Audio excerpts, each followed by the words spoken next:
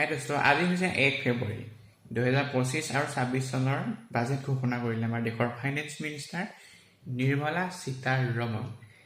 তেওঁ কোৱা কেইটামান ইম্পৰ্টেণ্ট কিৱৰ্ড মই বহুত কম হোৱাৰ ভিতৰতে আপোনালোকক ক'ব চেষ্টা কৰিম। তো তেওঁ ফাৰ্ষ্ট ইম্পৰ্টেণ্ট দিছে যে আমাৰ দেশৰ নিউক্লিয়াৰ পাৱাৰ প্লেণ্টৰ ওপৰত 20,000 কোটি টকা ইনভেষ্ট কৰা। তাৰপিছত যিসকল লোকে এনুৱেল ইনকাম 4 লাখৰ তলত হয় তেওঁলোকে কোনো ধৰণৰ টেক্স দিব নালাগে, আৰু যিসকলৰ 8 লাখ টকা হয় তেওঁলোকে 5% টেক্স, যিসকলে 12 লাখ টকা হয় তেওঁলোকে 10%, আৰু যিসকলৰ 16 লাখ টকা এনুৱেল ইনকাম তেওঁলোকৰ কাৰণে 15% টেক্স দিব লাগিব, আৰু যিসকলৰ 24 লাখৰ ওপৰত হয় তেওঁলোকে 30% টেক্স দিলে হ'ব। আৰু কৈছে 30% মেক্সিমাম টেক্স, তাৰ ওপৰত দিয়াৰ প্ৰয়োজন নাই, মানে কি নলয়, 30% মেক্সিমাম টেক্স হয়।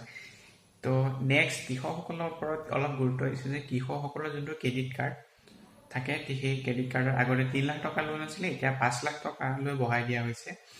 আৰু ডায়েৰী এণ্ড পল্ট্ৰি ফাৰ্মৰ কাৰণে 4 লাখ টকা আছিলে, আৰু তাৰ কাৰণে এতিয়া 8 লাখ টকা কৰি দিছে।